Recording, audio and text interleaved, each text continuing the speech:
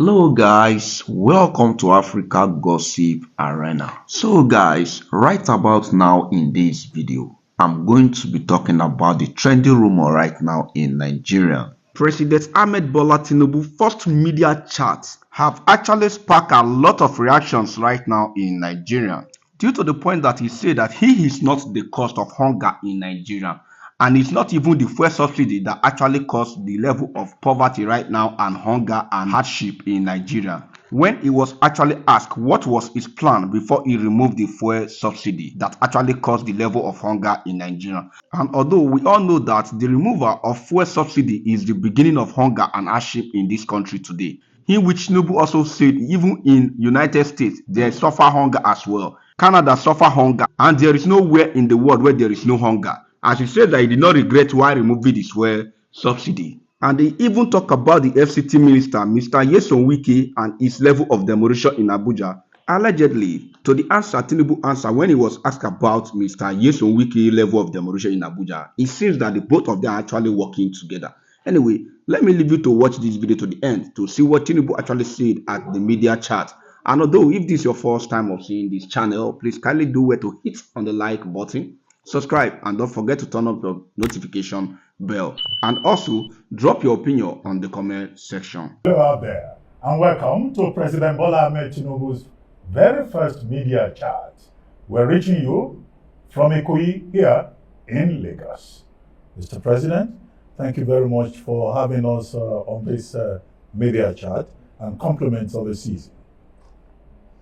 Yeah, very welcome, and thank you very much. Thank you to all of you. I wish you the best of the season, and glad to be here. Thank you, sir. With your kind leave, I would like to introduce members of the panel. I'm the moderator, and my name is Ruben Abati from Arise News Television and This Day newspaper. To my immediate right is Maokwe Ogun Yusuf from Channels Television. Next to her is Nnamdi Odipo from Nigerian Television Authority, NTA. Then across the room, directly in front of me, we have Umar Farouk from Voice of America, VOA. Next to him is Azubike Ishekmene, Managing Director, Leadership Newspaper. And then sitting directly in front of me is Ruth Olurumbi. Ruth Olurumbi is with Bloomberg News. And then last but not the least, Babajide Kolade Otitoju from TV Continental, TVC. Well, Mr. President, let's start by commiserating with you and the people of Nigeria on the recent tragedy in Ibadan, Anambra, and also the Federal Capital Territory, in which quite a number of people, about 65 persons in total, including children, lost their lives as a result of what is called palliatives distribution stampede. Quite unfortunate. We commiserate with you and the people of Nigeria. But what is the guarantee that the next Christmas and the New Year will be better for Nigerians?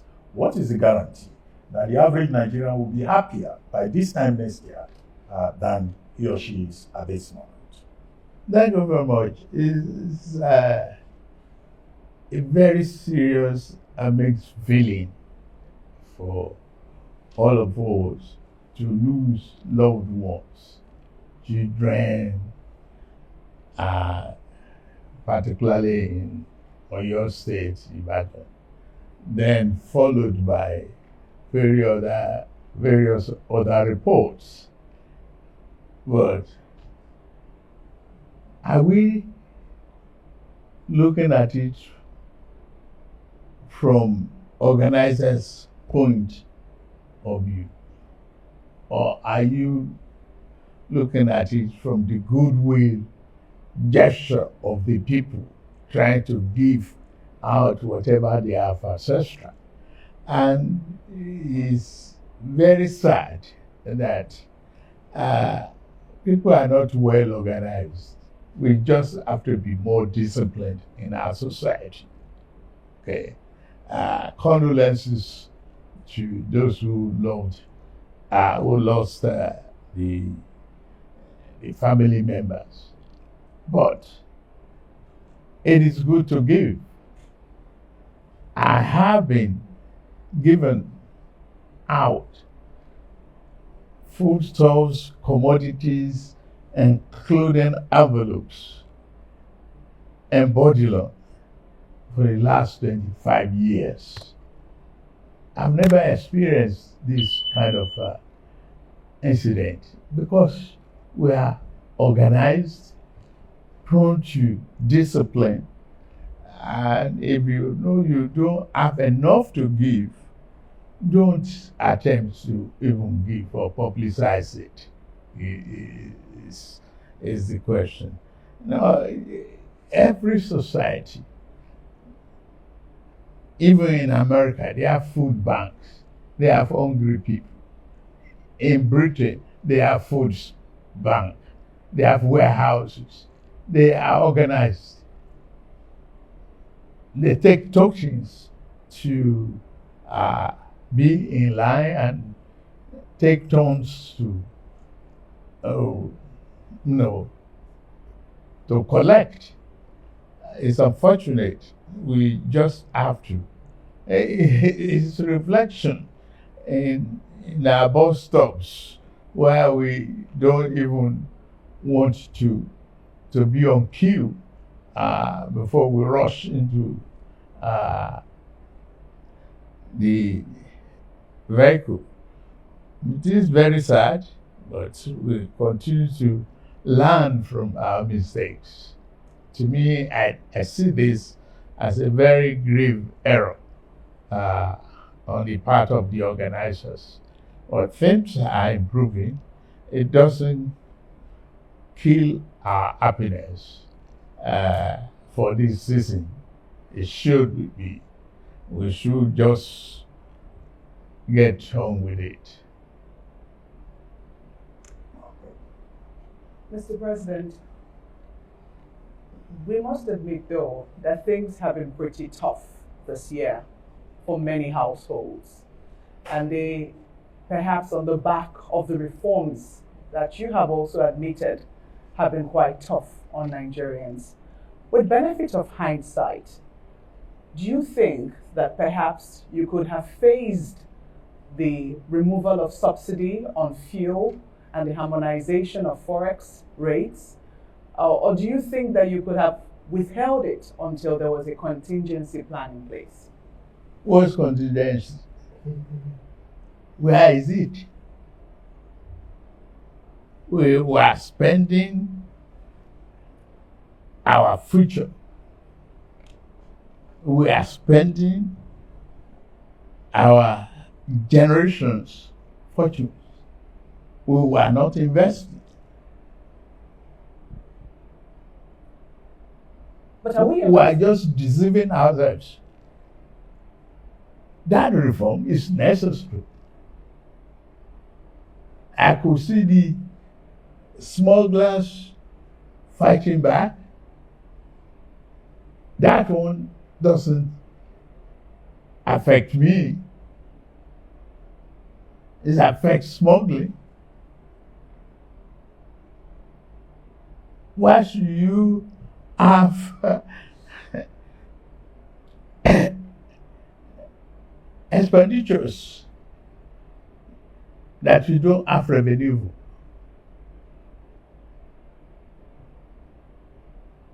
I don't want to question people with a 5 limousine type of vehicles on the roads. Well, we should teach management with all our programs. We have to manage our resources within our means. There's no way out that you give out fuel and allow all the entire neighboring countries as Father Christmas. I don't have any regret whatsoever removing the subsidy. It is necessary. We cannot spend our future generations' investment upfront.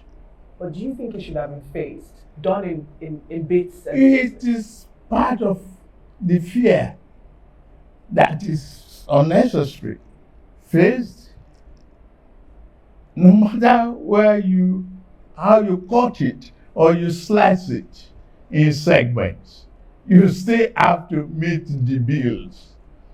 So, cut your coat strictly to your size. It's what we must manage. Management is the issue.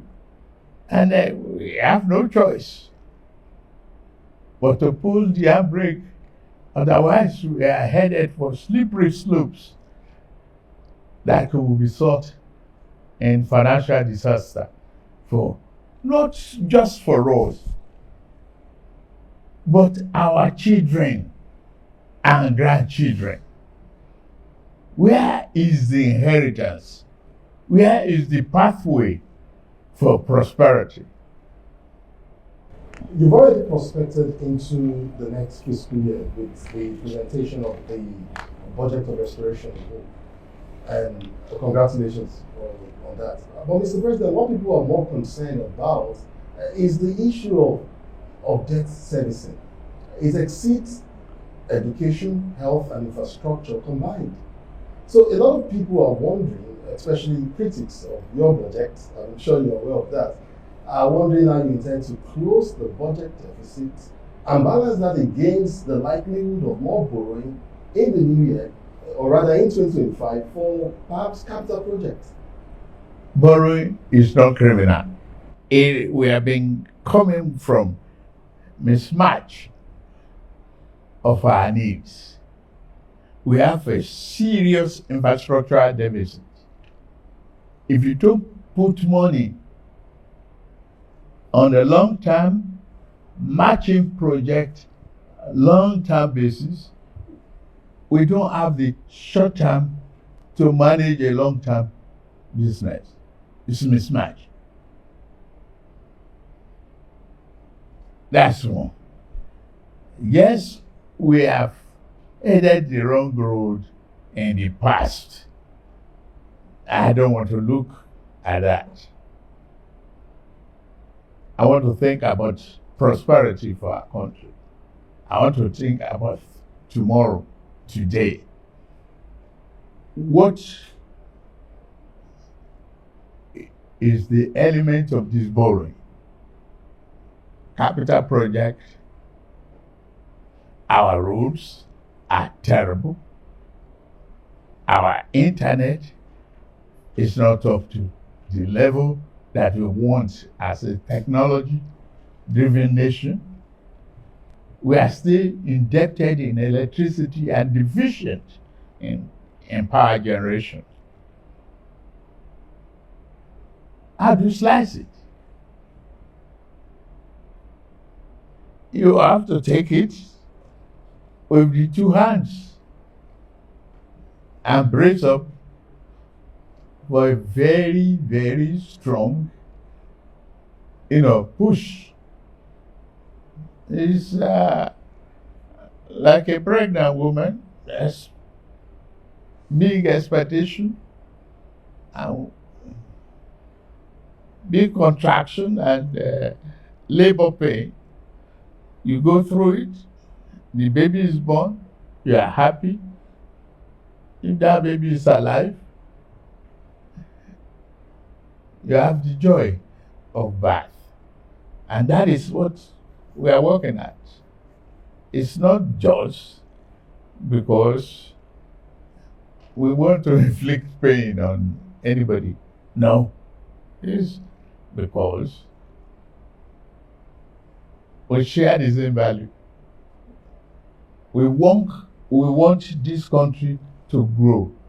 There's no other way out of it unless we invest in our today prosperity and opportunity. Okay, Umar Farouk. Mr. President, you voted 4.91 trillion for security in this country. And in the last 5 years, security grew from 2.5 trillion But the security problem is still all over the place.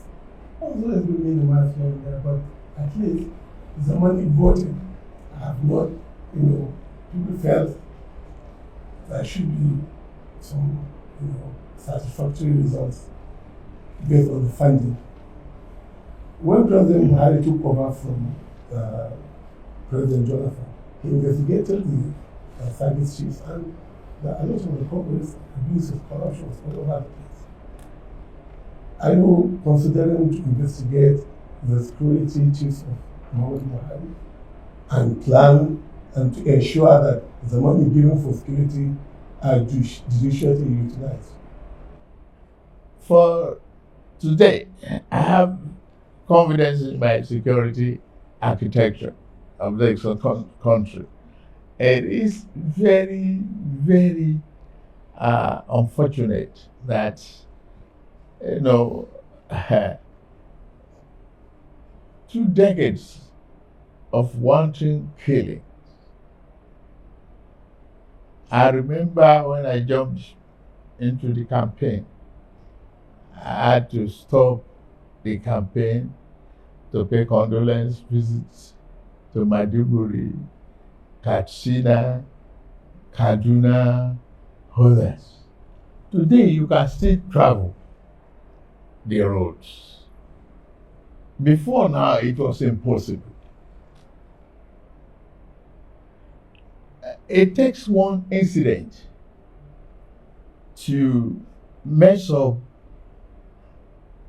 an organized environment. It takes one. You cannot say the military are not prepared. When the 9th Brigade Battalion was attacked, you can't laugh at your nation because of that. The enemies within and without are watching what you are doing. You have to be prepared 100%, 24 hours of the time to make sure that people are safe. Today, that is not the story any longer. People can leave Kaduna and still go towards Kafancha by road. Well, the road may not be that smooth, and all you want. Gradually, it will be there. I will cry about borrowing. Today, I have 60 from 98% thereabout of debt service. I brought it down to 68 thereabout percent. Give credit, please. We are managing it. We have exited what used to be a problem of ways and means lending, where we have no financial control and fiscal discipline. More money going down for development. More revenue being generated are being distributed. Today we have autonomy for local governments. And some of you, including Otitoju, will remember my lamentation, my argument with Obasanjo about the need for grassroots development when I created 37 local government development areas for Lagos State. Go there now, you see development. You see rapid contact with the people at the grassroots. That is where people live. They are not living with me in Abuja now, except bureaucrats. And we have to do that. Well, I'll say I'm drawing water from a dry well. And Nigeria is moving forward. Regardless of critics, this is a budget of restoration and hope, and that Nigeria is on the path of recovery. We can't finish the job in one calendar year. And I'm not giving myself an excuse. It's only 18 months. He Okay, asked Baba. whether you are going to probe service chiefs that you I'm not probing anybody, service chiefs or service chiefs. You cannot disrespect the institution because of a threat of a probe. And you cannot fight this war without investment in technology, in weaponry, and training. There might be leakages here and there, not wholesale. We put a very effective control mechanism in place to monitor our budget releases. And those funds are being judiciously used. Consider the welfare of our servicemen and women. Consider it. They are living in and operating in a very serious conditions. We have a huge country, a very huge one, and a lot of forests, unoccupied spaces.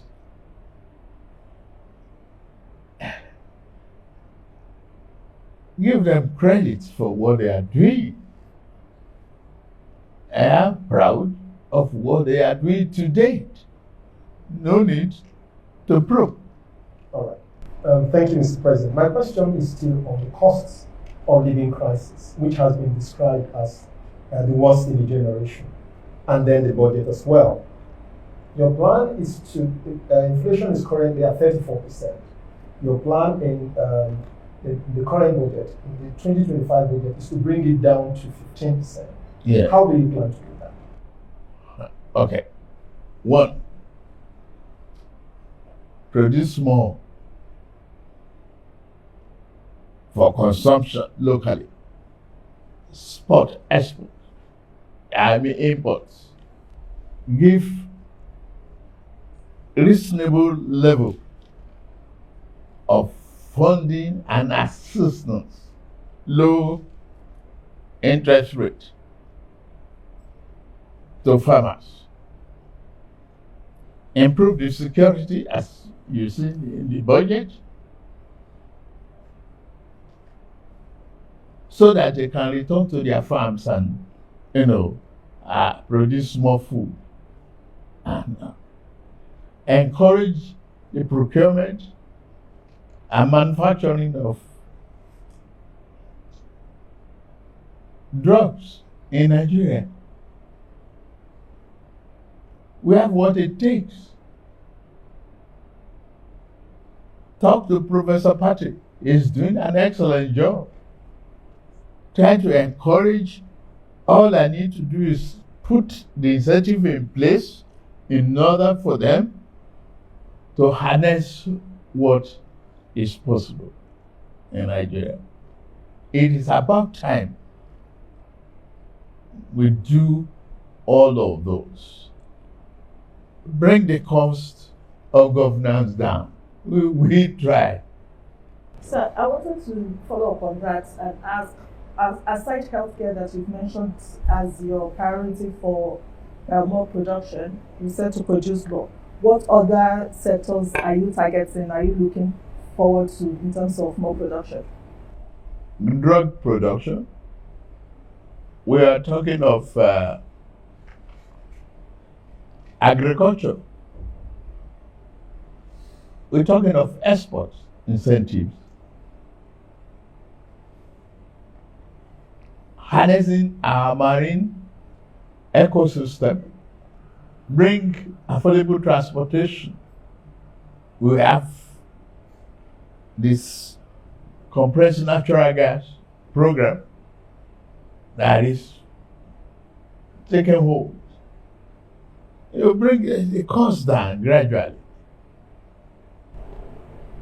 So that was a follow-up. So my question is regarding foreign direct investments that you've been working on.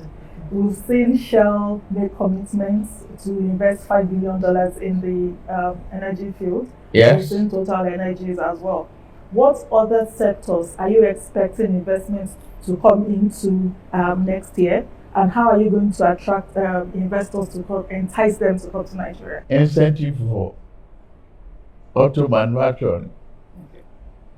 Today we have solid mineral in abundance. Kaduna has the largest deposit of lithium. That's around the same thing. And if you encourage electric vehicles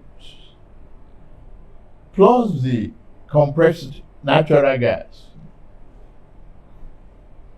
you will attract automobile assembly in Nigeria instead of this second-hand market that is not creating jobs.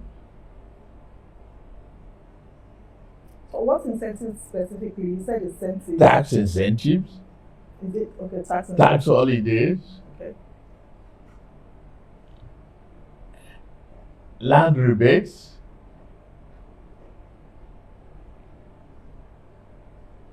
manageable pays, Okay. a lot of broad-based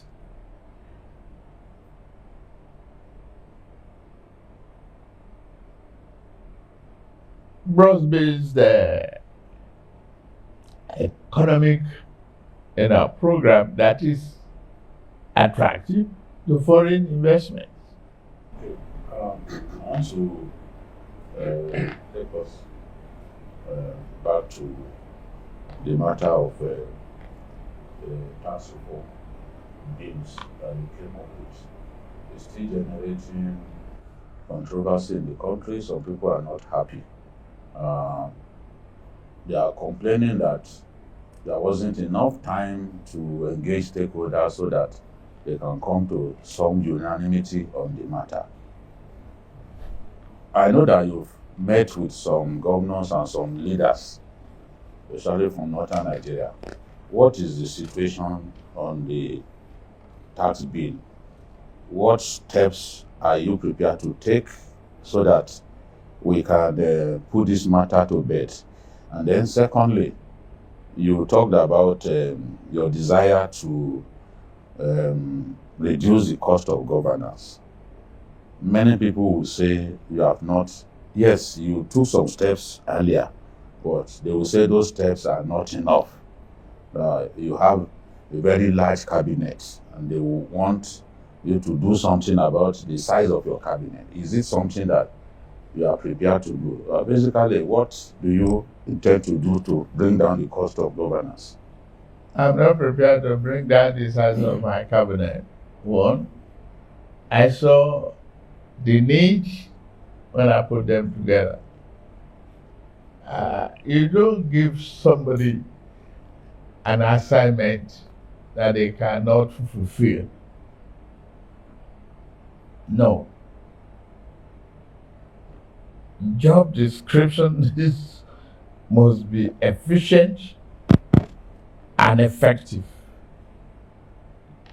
Nigeria is a large country, and I'm glad you are here. If you have to entertain over 200 million people just on entertainment. Calculate how many stewards will you require. That's just, for entertainment. Not the cleaners, not the desk tables. Excuse me, let's pay attention to efficiency. Efficiency, effectiveness is the hallmark of the philosophy behind that cabinet. I'm not ready to shrink a little bit of it. I need them. And they are all adding value. Effectively. Show me one. And I argue with you. Well, Show me one. That's the second part of the question. Okay. Yes, I was going to ask a That's the tax. They know it has the tax. That reform is here to stay. If we cannot just continue to do what we were doing yesteryears in today's economy, we cannot retool this economy with the old broken folks. The essence of the tax reform is to eliminate colonial days assumptions in our tax environment. I was once the governor of Lagos State, and I remember what I meant. And I'm proud of what I left and what it is today. It's a large state now, and it's still expanding. The greatest real estate value is here. You have to accommodate all of that. You have to put that one into the economic calculations. Yes, Mr. President, but it's not the rationale for the tax reforms bill that is in question. That is understood, Mr. President. Good. Yes. I think what especially critics are arguing is that it seems to be rushed and that you could have perhaps preceding, just before the presentations in the National Assembly, you could have sought maybe for more dialogue, a political solution to preempt the outcry and resistance that we faced afterwards. Every tax situation without outcry is not a tax. Well, You cannot satisfy uniformly the larger community of tax evaders. Look at this tax reform. It's pro-poor. The vulnerables are not to pay taxes. All we ask for is widen the net, bake the cake larger, so that we can share a larger meal. What is the need?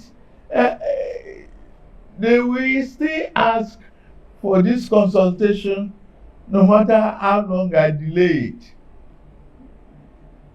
The hallmark of a good leader is the ability to do what you have to do at the time it has to be done. That's my philosophy. You have given me the mandate to govern. Let me govern within the limit of my capacity. And I believe I have that capacity. I believe so. That's why I went into the race. I am focused, laser focused on what Nigeria needs and what I must do for Nigerians. It's just not going to be El Dorado for everybody. But the new dawn is here. I'm convinced, and you should be convinced. You should help propagate that conviction. I'm dialing back, Mr. President, to the budget. The value in Naira of the current budget that you presented is 49.7 trillion. But there are some people who have worked it out and said that in terms of dollar value, because of the depreciation of the Naira, it probably lost about $8 billion year to year. How are you going to meet that deficit? I don't spend in dollars. I only associate with it because of the global transaction. But Naira, for Naira, it's okay. Even the targets of this administration is based upon what we earn in dollar converted to Naira. When you look at the petroleum revenue. But today I can tell you, push me to my brag mode. In the last 3 months, I've not taken a penny from NNPC before I meet my other obligations. Quickly. Yes. To me, that's excellent. Yes. That's excellent. I repeat, without falling back to the old order, without going into ways and means, I've met all obligations. Mr. President, are Sir. you marking yourself? Are you marking, when you say that's excellent, are you scoring yourself? Why not? Will you score me? Shouldn't Nigerians do it? If you help me to. But I should grade myself if I did my own work right. Well, Sir, I wanted quickly, to come back go on to. break, and then we'll come back. So I wanted to go back to the issue of the tax reform. It's one of the key contention there is the VAT. And I wanted to know if you said the tax reform has come to stay, but I wanted to know if you are prepared to make any concessions regarding that VAT that seems to be problematic. Why do you want to know that today? Tax matters are subject of debate, reviews, negotiations until you reach consensus. That's all I'm going to say about that. I don't mind cutting edges. I will. On that note, Mr. President, we'll take a short break here on the program. President Bola Ahmed Tinubu's first media chat here in Ikoyi, Lagos. We'll be right back. Stay with us.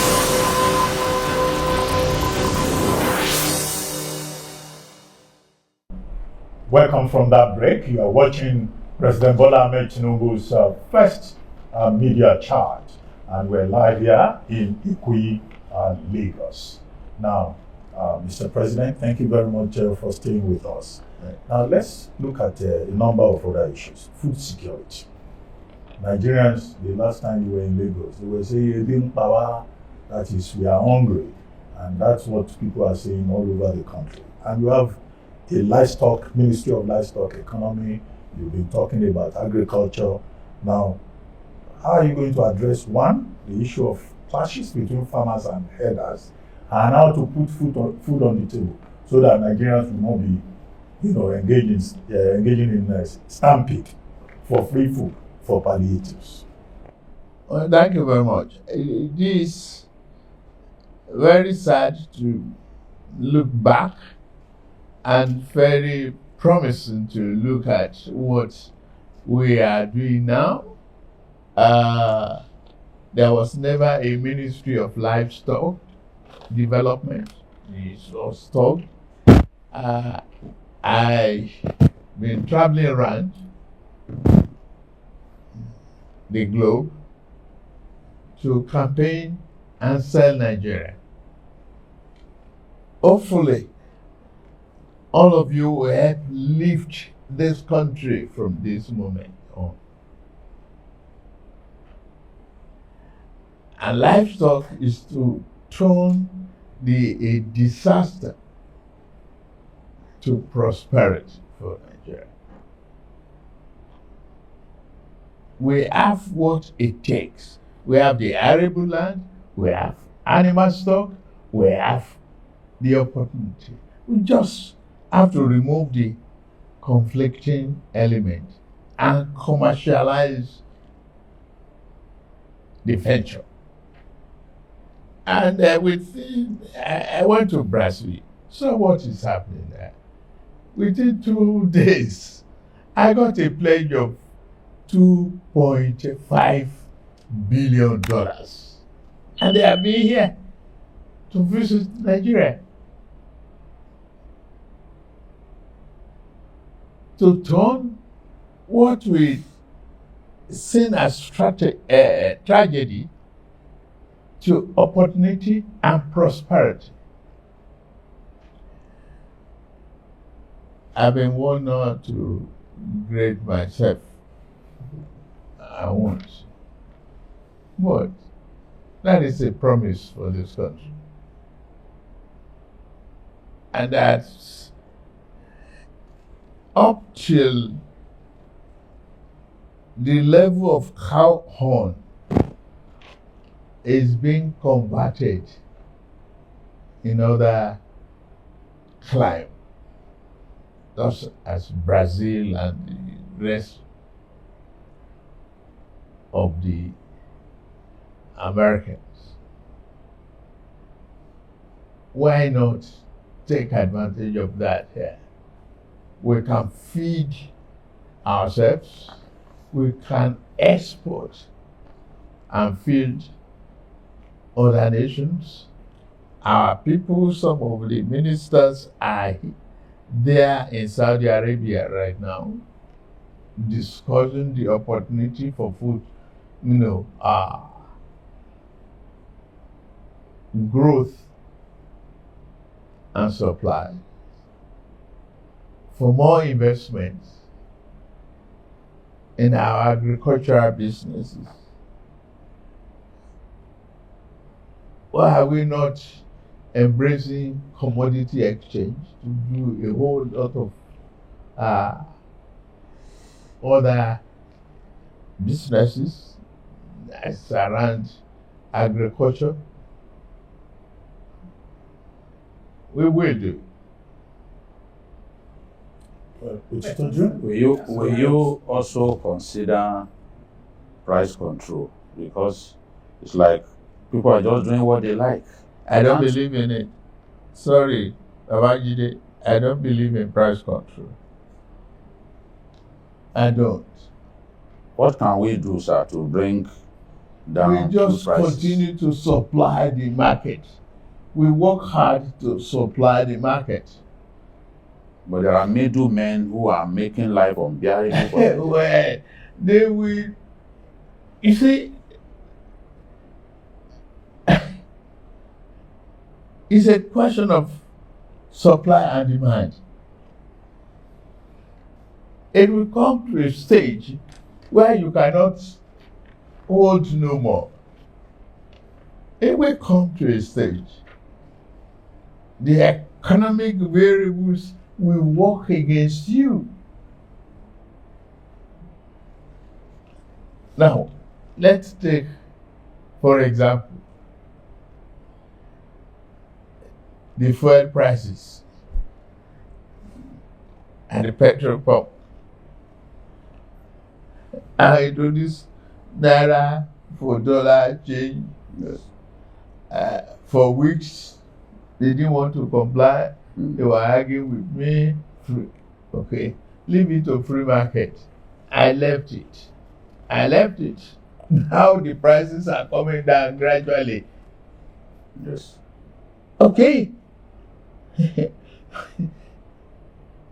the market is being saturated. No monopoly, no oligopoly.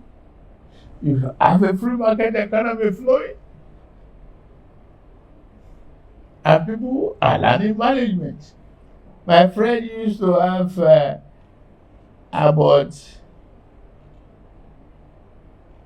he bragged to me, he has 5 Rolls Royce. He brought a nice Jeep here. The other day, I saw him in his Honda Accord. Oh, he said, why? He said, that's where you put me. I said, I didn't put you there. He said, that is because of fuel prices. He could no longer maintain 5 limo type of vehicles. It's not negative to learn to manage. You learn to control your electricity bill, switch off the light, learn to manage. Is Nigeria looking to export food commodities to Saudi or other countries? Oh, sure. Why not take advantage of the export and good commodity price? But people would say that we're not producing enough for our own consumption. We yes, we pay attention to that, yes. But I say we will give more incentive to the farmers, low interest rate, borrowing, mechanized farming. It's not done to go back to my grandfather's method of farming. It's not possible any longer. Let's make it manageable and sexier to stay on the tractor and harvest corn and export commodities. I think it's better for us in Nigeria. We are getting there. I have over 2,000 tractors coming to this country for mechanized farming. Mr. President, is fighting corruption a priority for you? If it is, what are the areas that you're looking at? Corruption in all ramifications is bad for the people. But first of all, pay enough attention to the causes. Why are the people corrupt at all? The lack of social amenities, the lack of needs in some areas, lack of funding for their children's education. There are so many anti-corruption mechanisms that you can put in place that will help the people not to be corrupt. Pay them good and living wages. I have moved from 35,000 to 70,000. To me, that's anti-corruption. And if I can earn more, I've given more money to the state and local government level. I've been transparent with my earnings. Every month there is a publication as to how much this country is making. But Mr. President, it doesn't address grand corruption. There's petty corruption and there's grand corruption. Only recently, the EFCC, published the fact that one person owns 735 houses in Abuja alone. One person. And we got it. You don't know how long it has started. He did fantastic infrastructure. He had rule of houses, but we got it. That's anti-corruption too. We got it for the public. Disclosure, ability to stem corruption is part of the instrument of EFCC.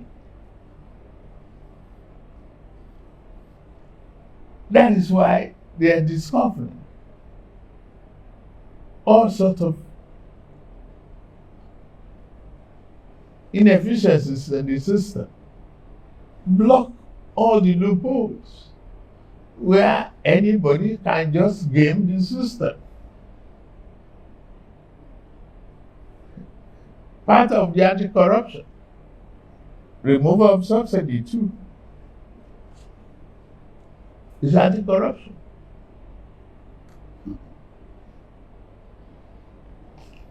It is very, very difficult to say you will eliminate it, you will reduce it to the barest minimum. Meet the people's needs. Help the people grow. Help them with the education of their children. Our student loan is part of anti-corruption. No parents should lament how to encourage their children in university education. Today is working for larger populations.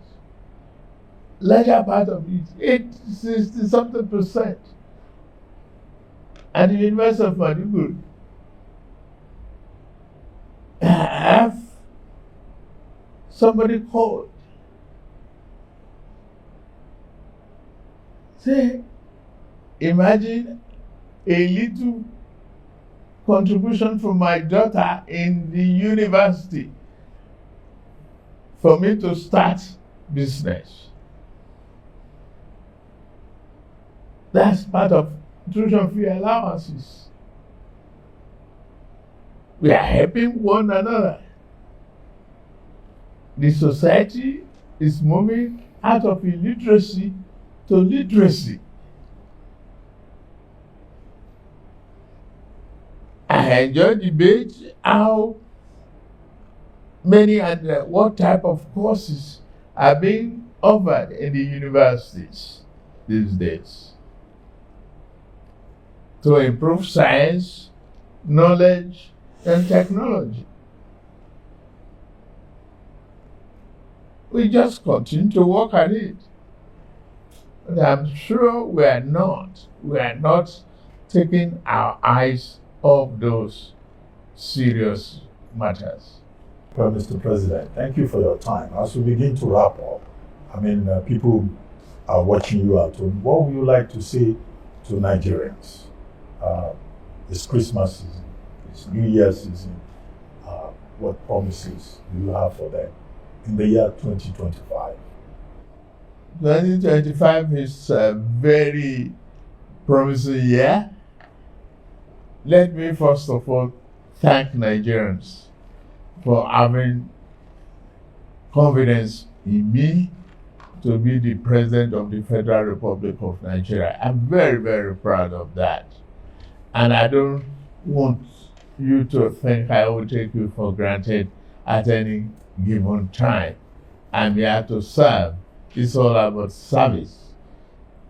And I'll do it with all my heart. I seek your cooperation at all the time. I seek your understanding. I understand the trouble you've been through, the economic problems. It's just 18 months that I've taken over the reign of this country. The promises there, we are on the right path. We stay the course. We maintain focus. We share love with each other. Let us believe in ourselves and in our country. Yeah. Tomorrow will bring a glorious dawn. Thank you very much. On that note, we come to the end of this presidential media chat with President Bola Ahmed Tinubu. Thank you very much, Maokwe Ogun Yusuf of Channels Television. Thank you, Nnamdi Odipo of Nigerian Television Authority. Thank you, Umar Farouk from Voice of America, VOA. Thank you very much. Azu Ishekwene from Leadership Newspaper. Thank you, Ruth Olurumbi from Bloomberg News. And thank you, Babajide Kolade Otitoju from TV Continental TVC. I've been your moderator. My name is Ruben Abati. Bye for now, and thank you very much for watching. Thank you, Mr. President.